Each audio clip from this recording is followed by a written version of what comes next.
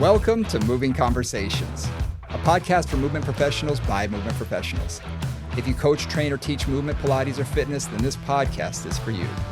With more than 60 years of experience in fitness and Pilates, your hosts, Brian Ritchie and Nora St. John, explore the science of human movement, diving deep into the facts, myths, and common misconceptions, hoping to spark thought and conversation about how we view fitness and movement. Now, let's jump into Moving Conversations. And welcome back to Moving Conversations. I'm Brian Ritchie. Joining me as always is Nora St. John. How you doing this morning, Nora? Quite well, thank you. Got a little bit of a cold, so if I sound funny, that's why. It's going around this time of year. At least you got it now than before your trip. So Exactly. You and I both have travel coming up next month where we're both going to be on the road for a while. So better to get that out of the way before we have anything like that happening. We have a special guest today. And before we get into the introduction, I'm going to let Nora do the introduction on that.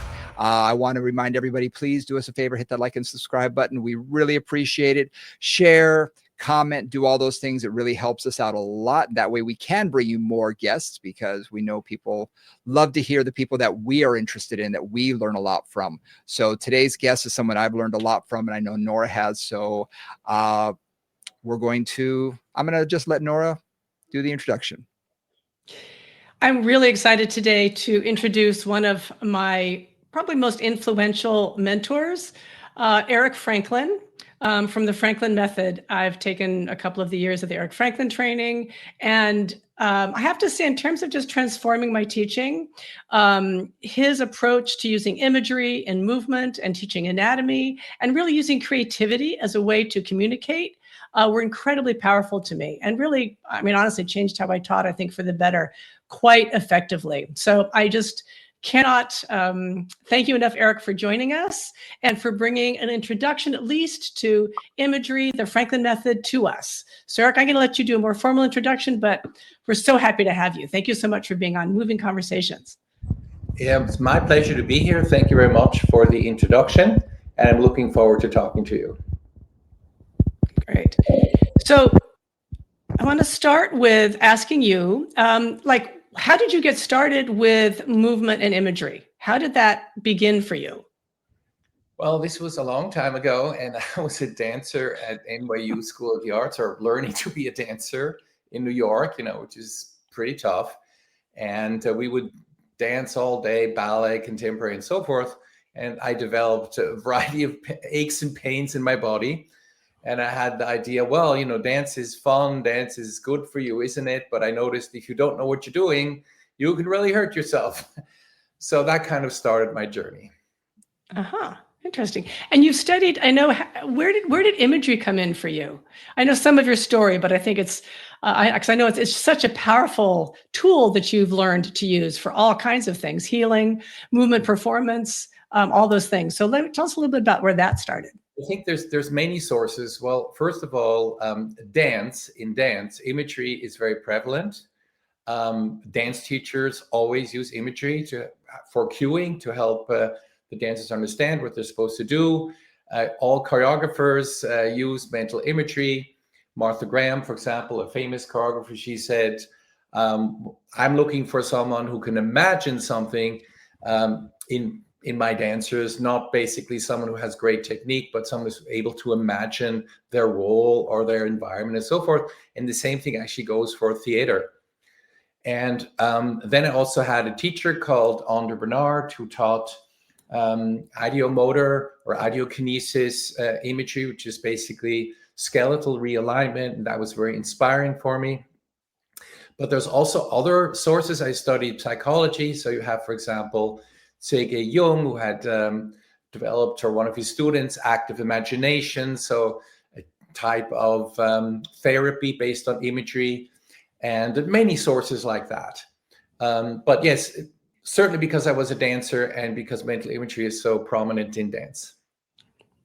Yeah, when I first took your class, I forget how many years ago this was. It was at a personal trainer summit somewhere, and I just took it because I was a baby trainer. I didn't know what I was doing yet, and I sat in on it.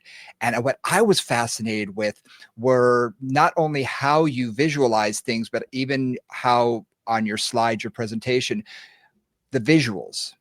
it gave me such a clear indication of what you were looking for, because we were talking about the feet and how the metatarsals moved, and I could just see it. And as soon as you were talking, it took me there. And immediately I knew what you wanted me to do. And I think in cueing, for whether it be Pilates or fitness or anything, when you're cueing someone to do something, you have to get your idea across to them in the clearest, easiest way imaginable. And I found that your cueing was just, wow, I got it. It just really set into me. Well, thank you very much. Actually, the whole involvement with the Pilates world came a lot later. That was like, Yeah. because I studied Pilates with Kathy Grant at NYU, so I knew about Pilates very early on, but it wasn't famous or well known yet. And what is it? Now of course we can't even grasp that it wasn't known at that time, right? So initially, for example, I worked at the American Dance Festival, and there I started developing exercises for the students because there really was no resources yet. And so I made lots of notes, and that eventually turned into these huge books called Dynamic Alignment and Dance Imagery for Technique and Performance. And then I also worked with the Swiss Olympic gymnastics team. And there I had a very interesting experience. So there was one athlete, and of course, these were, young people, obviously gymnasts, and he had issues with his back and shoulder flexibility. And then I gave him one image. Try imagining this when you do the parallel bars. And he came back and said, this is so much easier now, right? I went, whoa, this stuff is powerful, So a lot of what I'm doing now, I learned sort of by just, trying it out and see if it gets a result. And sort of the same thing with dancers and turnout. How do you create a safe turnout? And it's sort of a lot of it came out of just teaching and figuring out what works and what doesn't work, making notes and putting that together into a system. I would say, because I think a lot of people in my experience have done that. I think the magic for me, anyway, in working with you and in all the people that have worked with you, is that you really allowed the imagination and creativity to be really free, which I think in terms of communicating complex concepts like how the talus moves or whatever is really helpful. Like you took these concepts that can be very dry and very like what, and turn them into a way like, oh, I get it. Right? It's the point of I get it. And it's kind of like, I feel like you've used imagery to enhance motor control and understanding, right? Taking it through, going through all the like boring anatomy stuff and saying, this is what you're trying to do. Oh, I get it. And then you can do it. So there's a really nice, direct connection for me in how you do that. Exactly. It helps to understand complex processes in a simple way and helps you to embody them. But, I would like to maybe just do like literally a sales pitch for mental imagery. Just so people understand, because most people, oh yeah, I kind of know what it is, but most people don't even really know exactly what are they talking about, right? So there's something that's free, that's always available, that you can use for any pathology or any kind of movement you want to improve, right? And it's free. Would you want to have it? And it can help you with any kind of movement, any pathology, and it's even evidence-based. There's research to back it up. Would you be interested? Yes. Yeah, a little bit. Okay. You've sold us. Who cares? Like what? And so what is it? It's the fact that we have sensory experiences, right? So for example, I'm looking at you, you're looking at me. That's a visual experience. We can hear each other. That's an auditory experience. But you can also generate these in your head without the actual sensory input being available. And this can have an effect on how you move and also on your psychological well-being. So you can self-generate experiences in your head that actually have a training effect. And that's the beauty of it. And this training effect can even improve strength. I mean, people don't realize there's actually research going back pretty far, like 20 years. You can improve strength without moving at all. And, initially this sounds a little cuckoo, like what? Yes, right. And how do you explain that? Well, basically, when you imagine a movement, you're doing everything like in the brain and in the spinal cord, except for the last little thing, which is the actual movement. So most of the training you're doing, just the last little thing you're not doing. And you say, well, I'm not interested in that. I want to move. Well, maybe your arm is in a cast. Maybe you don't want to lose that muscle mass. Like in 3 days, you've already lost 20% of that, right? Strength and collagen as well. So maybe you want to maintain that. You can mentally train. Or, you're traveling, you're in an airplane for 10 hours or something, and you still want to stay fit. Well, you can imagine movement, and it still helps you to gain some strength and flexibility. So basically that is like, okay, now I'm interested. Tell me a little more, hopefully. No, that's certainly been my experience with what you've taught and the way that you present it. And that's been my experience as a mover. It's like, if I can picture something and I can really imagine it, it can work.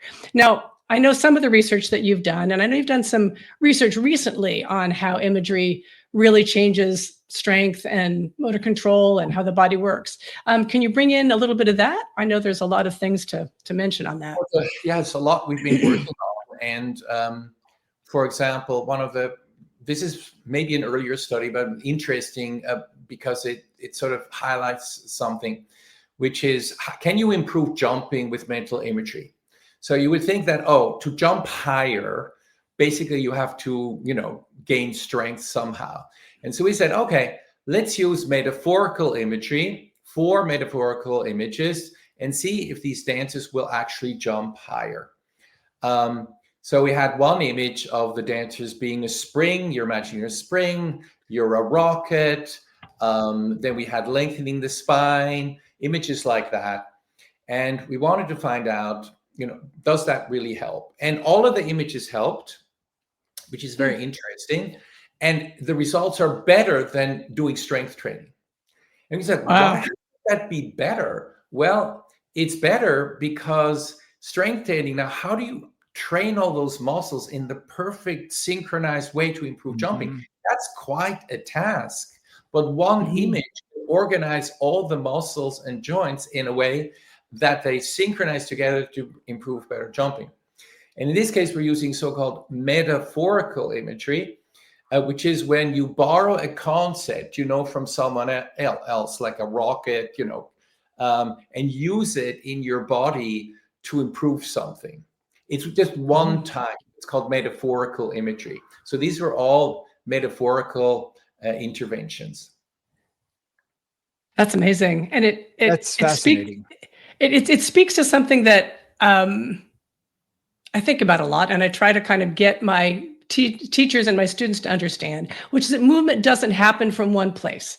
Like, so often you'll hear engage your serratus, or engage your biceps, or engage your glutes, and it's always like, okay, that's not right. It's not satisfying, and it's not really what's happening, right? It's usually like the whole body. And that's where I feel like the imagery work that you do is so much more powerful in terms of organizing the whole system to do something, as opposed to any bit. What's interesting is, this is something that I learned at university. One of my professors said, if you ever watch a child learn to walk, when they're first doing it, they don't understand it. It's like a series of muscles and neurological connections from A to Z that need to be put in the proper order. And as they start toddling, they get like ABC, XYZ, and there's sections, but it's still not all the way put together. And then when they walk, it's that nice, smooth, all the way from A to Z. And it sounds like through imagery, you're able to put those things in a better order right away, rather than just saying, here, do this exercise, you'll get better at it eventually, and then you'll get stronger. Exactly, which reminds me of a study we're currently doing or working on, which is on walking, which of course is super complex. And in the world of imagery, you can do this with or without movement. So you can do mental imagery without moving at all. Like right now, you can imagine your head floating up like a balloon and your shoulders melting like ice cream, but you're just sitting there and see, okay, will that work? Or you can imagine you're flexing and extending your spine, right? And when you do that, you're training the muscles and you're not moving at all. But then we also have dynamic imagery, and there's different kinds of that. And so in this research, we were having people practicing walking without doing the full, complete thing. So just kind of walking in place or doing minimal movements. And we found that that's very effective. And interestingly, this is something we do in dance traditionally. It's called marking, right? So if you see dancers in a class, the teacher is demonstrating, they're not just standing there still like, statues. They're doing little hand gestures, right? To help them remember the steps. And that's called dynamic imagery, when you're imagining a movement and assisting it with small movements, or actually using metaphors while you're moving.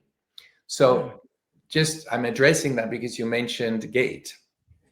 Yeah. So you've talked a little bit about metaphorical movement, metaphorical imagery, something about dynamic imagery. So talk about the different kinds of imagery. And I know this is a big topic, but see what you can, give us some different ways to think about this. Okay, so we have the Franklin method. So I have a method, it's called Franklin method. In the Franklin method, we use a lot of so-called dynamic neurocognitive imagery. And this can either be metaphorical or it can be anatomical. So for example, you're moving your shoulders, you're lifting your shoulders up and down, and you notice your shoulders feel tight. And you're trying to make them loose, but it's just not working. I want to have loose shoulders. I don't know how, right? Then you can borrow the experience, for example, of washing your hands with a slippery bar of soap. And you remember that slipperiness, which is a felt sense, and you transpose it into your shoulders or shoulder blades, and you move your shoulders up and down. Imagine them to be slippery bars of soap. And you go, oh yeah, this works. This I understand. Slippery, slidey, glidey. Okay, I got it. Thank you very much. So that's dynamic neurocognitive imagery using metaphors, right? But now, however, if you're an anatomy geek and say, well, okay, that's too flowery for me, I'm interested in anatomy, I'm interested in fascia, right? So then you could, for example, imagine a fascial interface.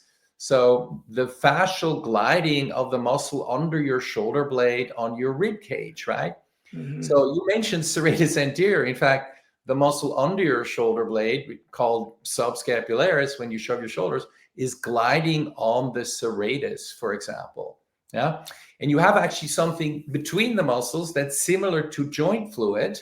Yeah. That actually allows that to happen. So that would be the anatomical version. Oh, wow. These two muscles are sliding on top of each other because there's a kind of joint fluid in between them. Yeah. And a lot of people don't realize that joints can be anywhere between muscles as well, not just, in the actual joint like that. So dynamic neurocognitive imagery with movement, metaphorical or anatomical.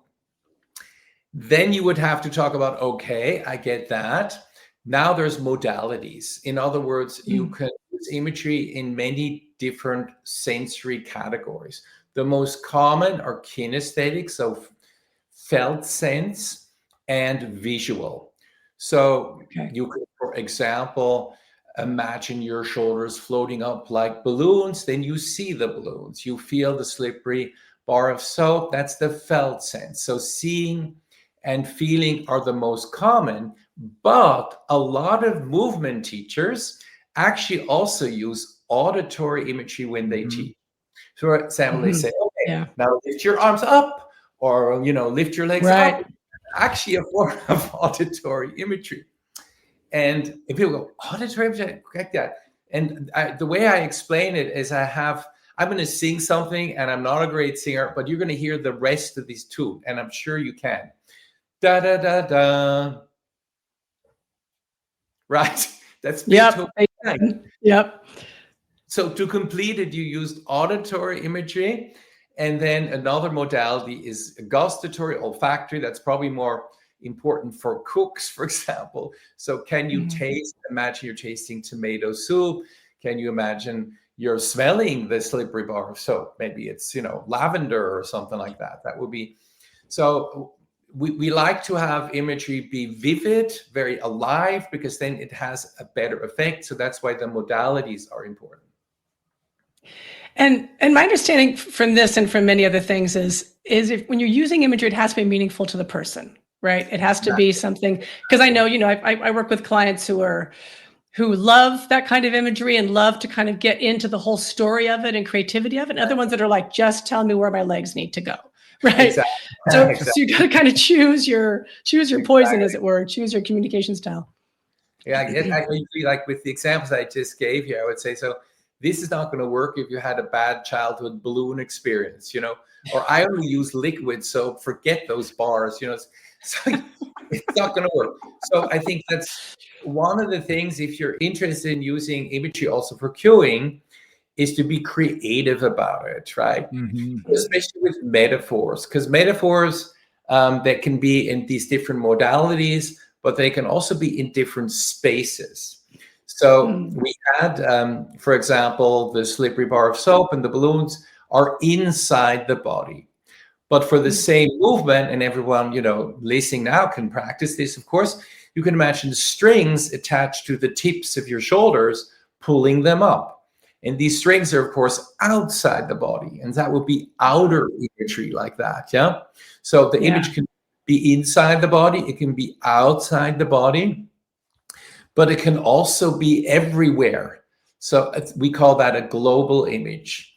So to go back, for example, to your back flexing, extending, you can imagine you're floating in the warm Caribbean Sea at the beach, and the water is, moving your back to the front, and, like this, and just massaging your back and moving your back. And that would be global, because basically the water is everywhere.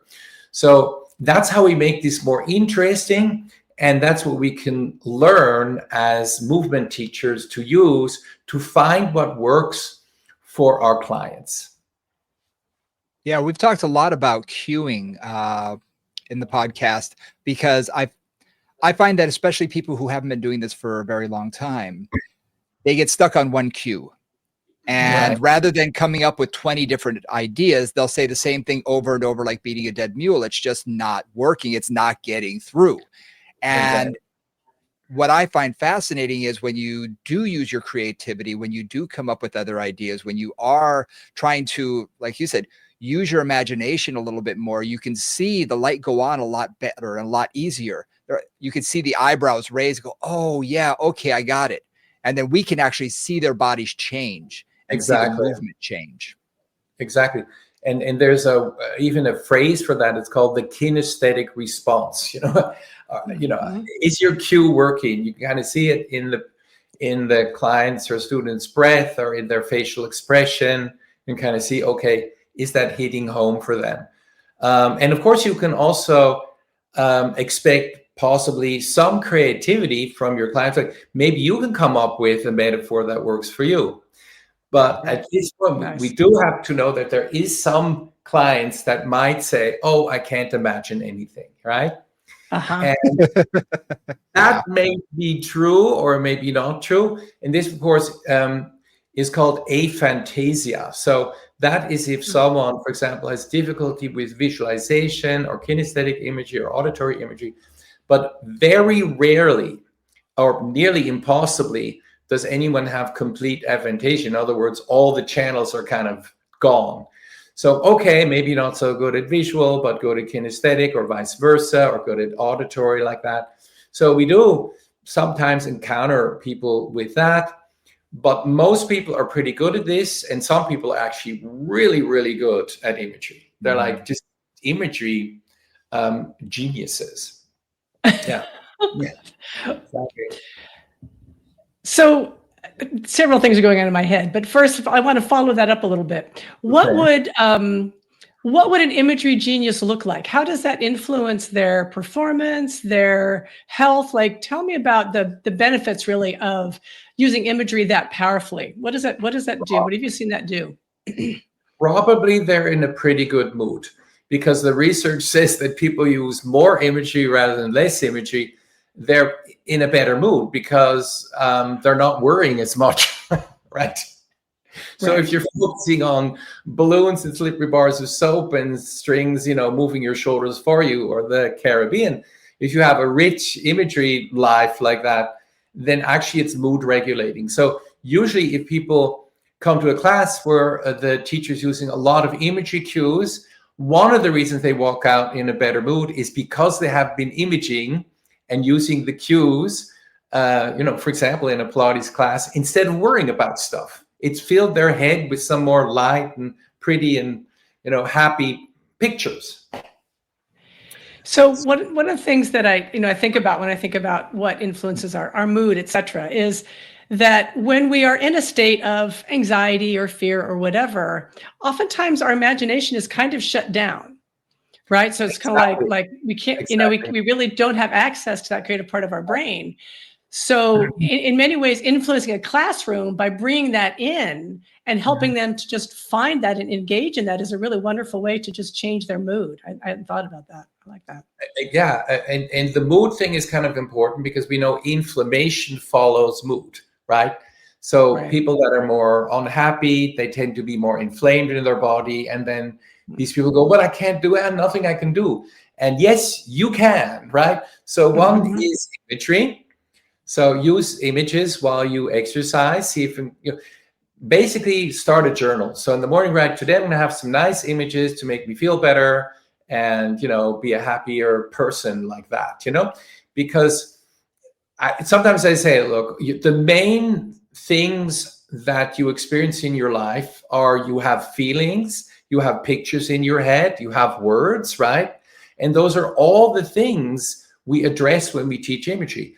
So we have something called self-talk. We're all cueing ourselves. In fact, right now, as you're listening to this show, you're also commenting on it in your head. I like what they're saying. I don't like, interesting, boring, whatnot, like that, right? So you're commenting in your head. And these comments, of course, have an effect on how you feel and how you move. So getting that a little bit under control is one thing. And then you have the pictures going on in your head is the next thing. And they can have different flavors. And one thing I think that any person or movement educator should remember, posture and mood are very related. So someone comes in and they're slouched, and I have an experiment. So if everyone listening would like to try this. So everyone please slouch. And now say, I feel great, and if you're slouched, that is a mismatch. It doesn't feel like it fits. Then reach up with your arms, like stretch your arms up like that and say, I feel awful. I feel terrible. And it also doesn't fit, right?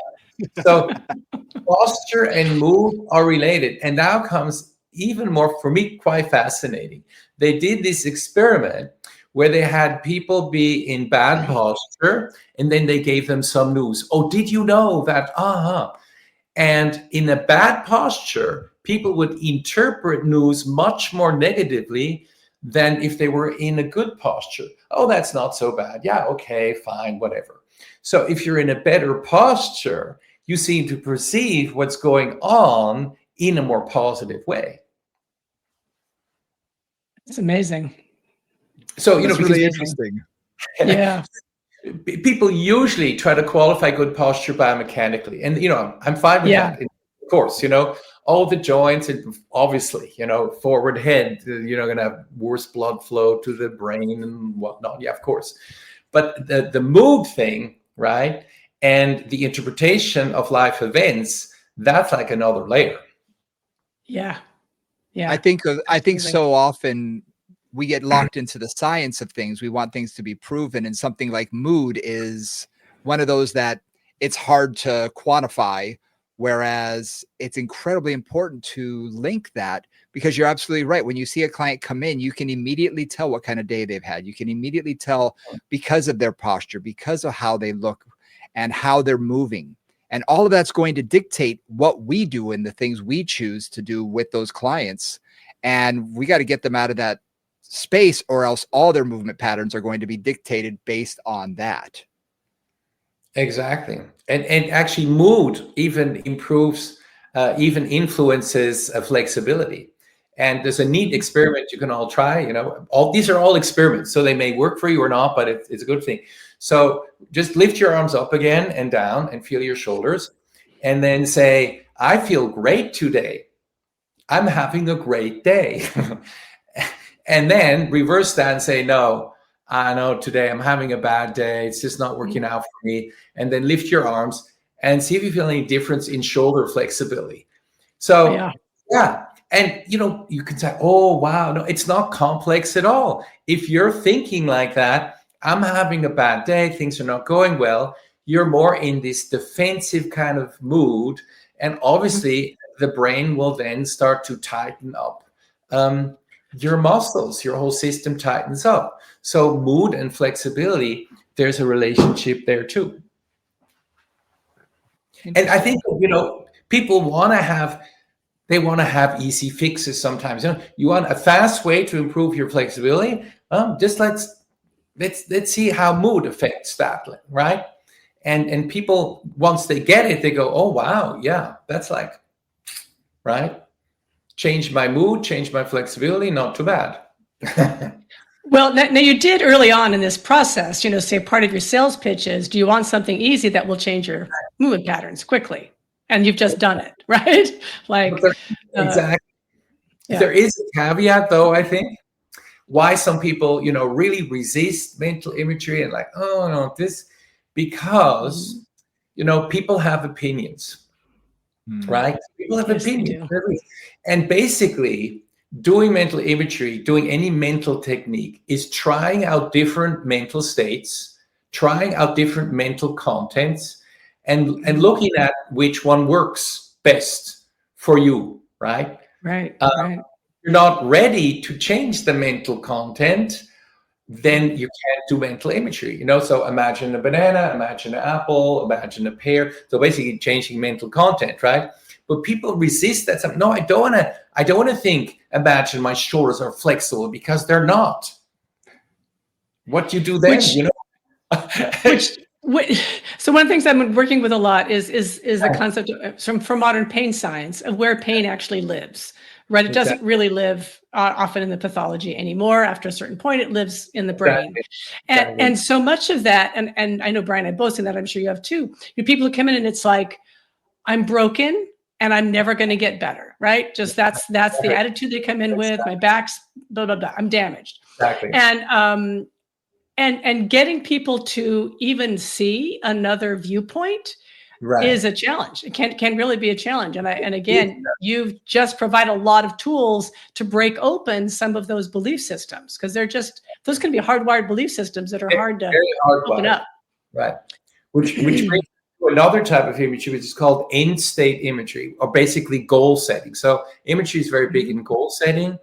So one way to possibly address something like that. So yeah, right now your shoulders are tight, or you have, your back hurts and is in pain.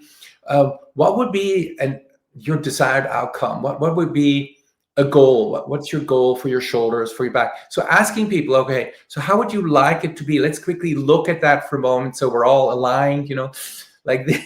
And then they're all starting to, if they're willing to do that, they're using imagery, and they're not even fully aware, but they're starting to use the positive imagery. Yeah. Right. Excellent. I'm not saying this is always going to work, but sometimes this does. Getting people to talk about how would you like it to be. You've got to find ways in. I mean, whether you're working with somebody in pain and chronic pain, or whether you're working with somebody who's trying to improve performance, again, all of those are belief systems, and all of those are kind of constructs we have. Oh, I'm loose. I'm too tight. I can't jump. Whatever those things are. Exactly. Yeah. Yeah, I'm afraid of auditions. I'm like, yeah, exactly. So, and there's many ways, different ways to address that. But the end state imagery, it's an interesting, when I ask groups, and, often you also have young students, do you have goals? And of course they have goals, right? There's things they want. Everyone has goals, right? So do you have any goals, like things you would like? Have you made a goal for your back? How you would like it to feel, or your shoulders? Have you made a goal for your body, right? And then they go, you're like this.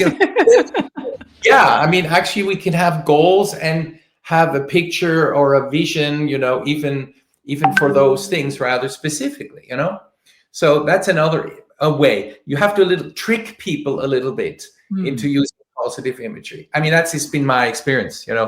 It's not, because people don't want to change their mind. Yeah. Most people have difficulty. This is how it is. This is how I am. This is how my life is. And now this person is asking me to imagine this thing or this cue or that cue, and you get resistance.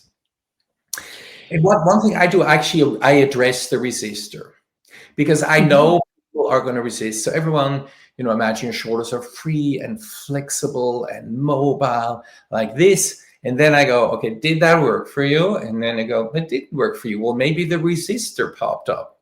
So there's this little voice, oh, come on, that's never going to work. That's childish. That's too simplistic. I love that. In reality, there's lots of research that shows this works, right? So did you have the resistor going there? What is the resistor? The resistor is what you actually believe. And then I say, in life, you don't get what you want, you get what you believe, because you're acting on what you believe, not on what you want, right? And so, and then they go, okay, he's right. I was resisting, Some of them, not everyone, some keep resisting, but it is a device that sometimes helps people. Yeah, to stop find I've never heard it put that way, and I love that, because a lot of my male clients are very stuck in their way, and they want to do this and they don't want to listen to that. And if you use flowery language, they shut down. Yeah. They're just like, oh, just make me, just tell me what to do. Whereas that's a great way to get in. Is sort of that backdooring it and calling it out for what it is. Is that the resistor? Is something resisting you moving better? Is something resisting you hearing or doing? I think just calling that out is fascinating. And I think that would I'm already thinking of clients in my head. I'm like, I'm going to try with them tomorrow morning. Very good. Yeah. But of course, non-confrontational, Absolutely. Sort of a humorous way, like this. Or with the male clients, maybe like, do you want to gain strength faster? And we know that if you use mental imagery, you're going to gain strength faster. For example, we know that if you focus on a certain muscle group or a muscle, you're going to recruit more what's called motor units, right? So then, of course, you'd have to explain motor units, right? Basically, you recruit more of the muscle fibers get going if you're imagining them than if you're like thinking of your shopping list while you're exercising or looking at a screen. You go, so I can gain strength faster. Yeah, using image. Yes, you can. And it's proven. So there we go. Might get them interested. Could be, So like that, what do they want? And show them that the tools you're offering actually can help them with that. So Eric, when you teach people how to use imagery, right? I've been through, again, a couple of your courses, and I know a lot of people who have. And honestly, for me, it was incredibly powerful to just go through, do all the bone rhythms, do all the muscle work, and then you do organ stuff, you do kind of nervous system work. Are there other ways? Like, I know you also teach courses. You teach courses at dance studios and in other facilities. Tell us a little bit about where you teach, how you teach, what kind of your goals are. Yeah, well, tomorrow I'm going to ISMETA, which is the somatic conference. And there, the theme of the conference is more about relating, communicating like this. And my topic is the vagus nerve. And of course, the vagus nerve is the nerve of biological communication within the body. It's the longest nerve, and it innervates, obviously, the vocal cords. So when you talk, that's the vagus nerve, and many things like that. And so I'm going to present on the vagus nerve, which is a very different thing, and how that relates to communicating and relating like that. That's just an example like that. Mm-hmm. But for example, in summer, in August, I taught at the Juilliard School. Very different, right? These people want to have fabulous careers, and you have to get them inspired in a completely different way. So how, for example, I say, how would you like to end your career? By your decision or by an injury? Well, injury prevention starts right now, and your body's made of anatomy, and that's why we're going to have to learn some anatomy. Okay, and then I ask them what you want. I don't say impose on them, oh, you have this problem, you have that problem. Oh my God, look at that. No way. I ask them and they say, oh, my core or my foot needs to point more, my back is tight, or I want higher legs or more turnout. That's very common. And I say, okay, let's start with more turnout, let's get more turnout. Yeah. And oh yeah, okay. And then we do the bone rhythms. And of course, if you do the bone rhythms properly, you're going to get more turnout. So that's completely different than is meta like that. But I think it's also depending on, whether you're teaching in China, the US, or I don't know, Poland, you have to adapt to the audience. What kind of experience they had before? Are they athletes? I've worked with swimmers, runners, and so forth. Are they dancers? Are they just lay people who want to feel better?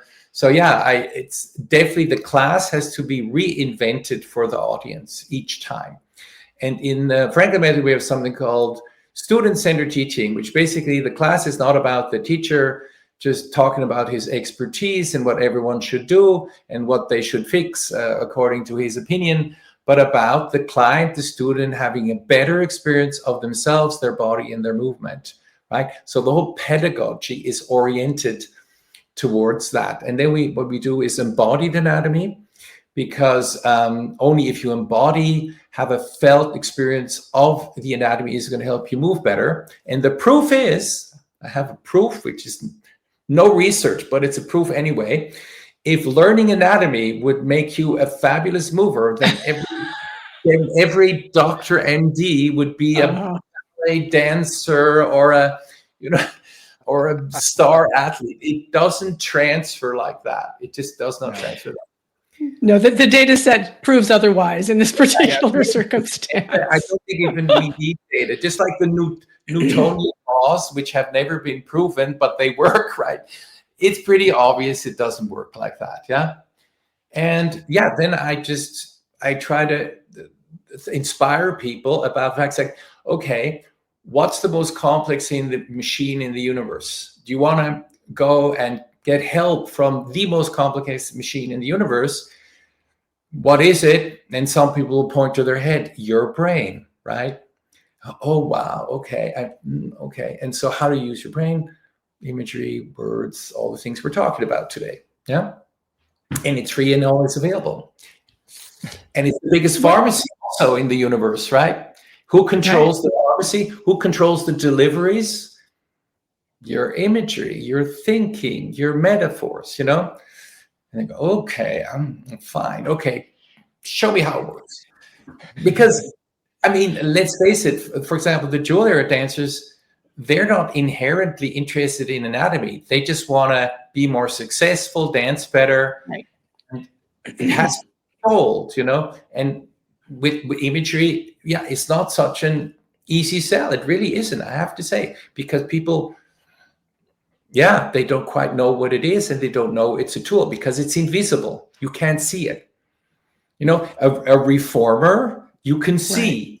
Yeah. There it is, right? That's what the exercise looks like, and the imagery, it's invisible. And they don't understand it. They don't understand the power of it. Yes, and the power that has a lot to do with it. But you can just look at it from a point of view, marketing point of view, right? How do you put it on a picture? So if you want to promote a Pilates class, I don't know, you show a picture of someone beautifully doing some Pilates move, the hundreds, or on the reformer and doing some incredible like this, or your yoga class, they're doing downward dog or something. And now imagery. Right? You have to show some kind of image. So it's a different animal. It's an invisible thing. It's happening in people's mind. Yeah. It's like you need to open up the head and see what their screen does, but we can't do that. Exactly. Right? Like if you could just do that and see what the screen's doing, that would tell us something. That's actually a good illustration right there. Which should exactly. I don't know how can. Yeah, that would be a fun thing. Screen inside. If I make that drawing, I will send it to you for sure. So a screen inside here showing the image exactly of the day. Good idea. So Yeah. one of the things that I loved what you said about all the teaching that you're doing and how you're doing it, because one of the things that I've always just absolutely admired about you is you understand anatomy, at a deep level, and you've gone all different directions with that. You also understand psychology, which is a really important piece of imagery. You understand how the sort of neurochemistry works in the body. You understand kind of motor control and how it really isn't one muscle, one movement. It's how does the whole body work together? And I love, anyway, I'm inspired again, just to spend some time talking to you and hearing all those pieces and how they come together and how you bring all of them forward in your teaching. It's just, anyway, I'm having an amazing moment. I've watched you teaching as well. You're brilliant as well, both of you. I've watched your classes recently. Yeah, fabulous classes. So yeah, amazing presentations. I love your slides as well. Very nicely done. Yeah. Thank you. And we'll see each other again probably next year, I think. Yeah. In London, possibly. Yeah. Exactly. Yeah. Good. Hopefully. So, yeah. Mm-hmm. So one thing I wanted to just like bring up for those who are listening is I think imagery is incredibly powerful. It is the most powerful teaching tool, period. Actually, I'm just going to say that. I think it's the most powerful teaching tool by far. Can you give us a couple more examples of places where you've used it and seen real change, whether it's in a physical condition or whether it's in a performance situation? I think some examples or some stories would be really helpful here. Okay. Well, first of all, there's one kind of imagery that we didn't mention too much yet, which is the motor imagery. So in other words, using imagery without moving. For example, with lifting the shoulders up and down. So you can do that. And you can also do that just imagining you're doing it, but not doing anything at all. And that's a little hard to grasp in the beginning, unless you maybe do the following experiment. So take your arm and bend your elbow like that. And now we're going to imagine we're bending and stretching our elbow. And I want to see if you can feel a little movement, even though you're not trying to move. So bend your elbow. Everyone stretch your elbow. Bend your elbow. Can you feel that? Stretch your elbow. You're still getting a little result. So you're getting that minimal movement. That means the whole nervous system is working to create this movement. Bend, stretch, bend, stretch, bend, stretch, bend, stretch. And then you compare the arms, and most people will feel smoother or easier. So it's just another way. And that's called dynamic imagery. And I usually combine it, that's called motor imagery, and I combine it with the dynamic imagery. Another study we did was, can you improve flexibility with mental imagery? So we already saw you can improve power, so you can jump higher. Can you improve flexibility? So we took these dancers, there were like 32 dancers, and we wanted to see, can we improve their hip flexibility?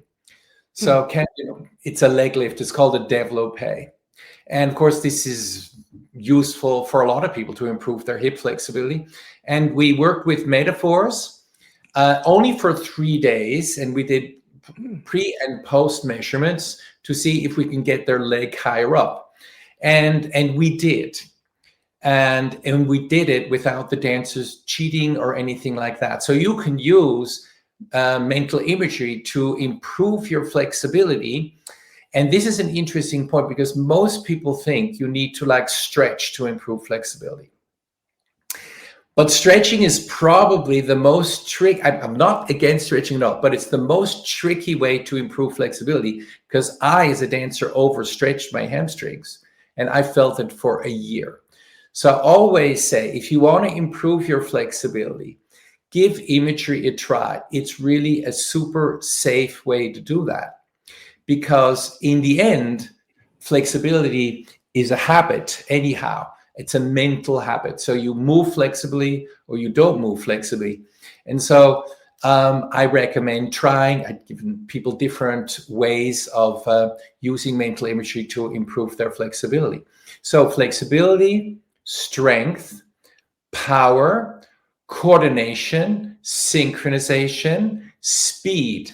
So you can even improve speed. So let's say you're an athlete, or anyone who needs to be able to move faster. And as people get older, they tend to slow down. So you can use mental imagery to get your movement up. Yeah. And I don't know if we have time, but I can show, everyone can try a little experiment with that.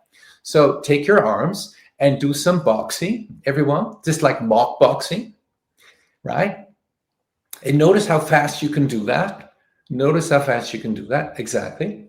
Stop. Now imagine you're doing that super fast, like really fast, like box, box, box, box, box, box, box, box, box, box, box, box, box, really, really, really, really fast.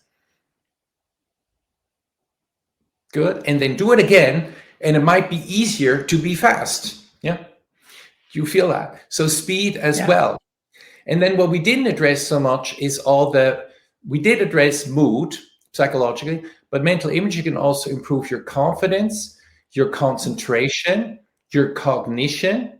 So for the last 10 years, we've been researching my training, the training itself.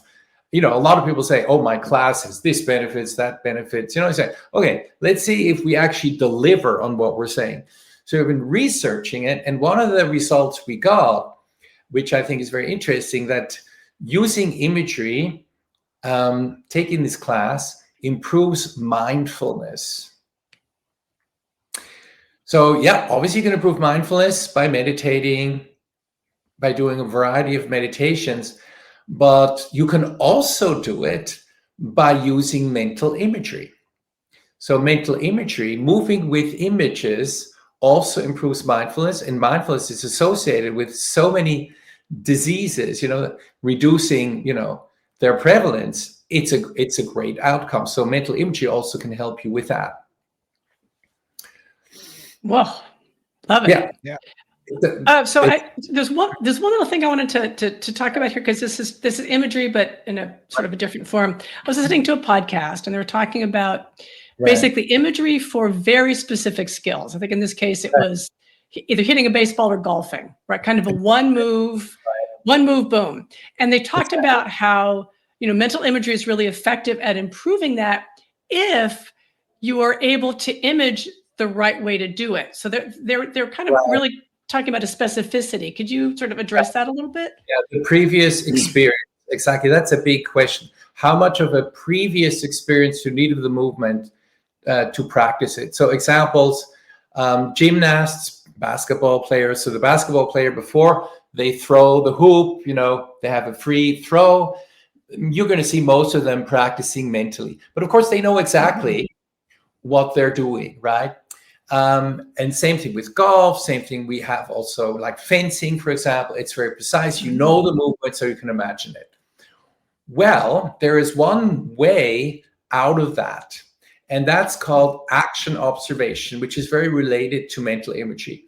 So let's say you can't do the movement, and we as dancers obviously also did this a lot. So here you are, you're watching this, you know, dancer beautifully going across the floor, and you feel like a klutz, and you go, okay, what can you do to achieve that? Well, you imagine you are that person. So you're standing there, you do a little dynamic imagery. In other words, you do a little bit of the gesture, you imagine, I am doing that right now. So this is a form of action observation imagery. You're watching it and imagine you're doing it, modeling that movement, modeling that perfection. And we know that this helps.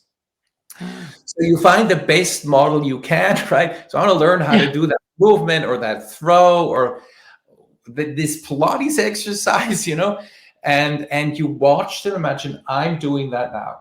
And you try to recreate the feeling in your body of you doing that, or the picture in your body of you doing that. So seeing yourself move. It's another thing we didn't talk about is perspective. So in the visual area of mental imagery, you can see yourself actually doing an exercise from the outside, and it's also effective. Yeah, we call that the perspective. So you could see yourself doing it. So imagine now that's me going across the floor perfectly. Or you could feel I am doing that, what that person is doing. So that would be a way to practice that. Fabulous. So even if you can't do the movement, right? And of course, that's why I think students are attracted to, you know, teachers like Pilates teachers or yoga teachers that move well because they're uncomfortable subconsciously may be doing that. I mean, there could be two reactions. They look at that and like, I can never do that. Forget it. I'm hopeless. I'm going to give up. That could be one possible reaction, right? But, hopefully the reaction is, no, look at that, model it, imagine you're doing that. So we can encourage our students to, yeah, that's fine. Just imagine you're doing that right now. Fine, you can. Love it. That's how you do that. So that was great. That was a lot of different ways to think about imagery and a lot of really great applications in a short bit. Next, I think Eric, tell us, and we'll also put this in the show notes, how people can find you, what kind of courses you offer, how people can learn more about this. Exactly. So you can go to our website, franklinmethod.com, but the training and the training you also took, Nora, of choice to get started is the level 1. And so the level 1, you can start anytime. And if you mention you were at this podcast, we'll give you a $500 rebate. How about that? There you go. Special deal for podcast watchers. So do the level 1, and you'll learn all about imagery. We go through the whole body, as you know, and learn all the bone rhythms. And you're going to come out. You'll be a mind-body expert, imagery expert, and be able to teach a lot of cool anatomical interventions. So the level 1 would probably be the thing to do. Of course, I also have short courses, webinars, and some live courses, but those are like small little excerpts like that. So if you want to teach this, then it would be the level 1. Yeah. And I also know, because again, I get all your emails, is you often have these really wonderful little nuggets, a little bit of a video course on something. Exactly. And if somebody wants to stick their toe in the water, that's great. Just go onto your website, find some of these nice little nuggets, and just take a little bite of things. Because every time I've done that, it's like, it just refreshes my brain about how to think about that particular topic, and gives me a lot of tools that I can use immediately. So that's another really nice resource. Thank you very much. Yeah. And we also have Instagram, we have YouTube, and all that. Yeah, exactly. Yeah. Well, thank you very much. Yeah. I make a lot of short little videos now and then. Yeah. Wonderful. Yeah. Join me for the next training. I'd love to have you. Excellent. That's awesome. Awesome. Thank you so much for joining us. I mean, I learned a lot. I mean, I know I was quiet for the most part, but I was taking it all in because I know Nora and I have both used imagery so much in our practice, and to have the reasoning behind it all and why we do it. And it makes so much more sense now that I'm fascinated. So you've got a convert in me, definitely. And I want to learn more. So hopefully everybody who's listening is going to want to dive in and learn a lot more as well. And franklinmethod.com is the best way to get in touch with you and to learn more about the level 1 course. Or like Nora said, I've taken a number of your small, pelvic power, I think was one, some of the smaller ones that were just phenomenal, that just blew me away. And it's not very long. They're small nuggets, so they're easily digestible for anybody at any time. So I highly recommend doing that as well. So thank you so much for joining us. And thank you, as always, we love it. Thank you. So again, do us a favor, hit that like and subscribe button. We really appreciate it. You can always reach out to us at movingconvos@gmail.com. Instagram, Moving Convos, is the best way to get in touch with us, either through DM or through our Anatominis.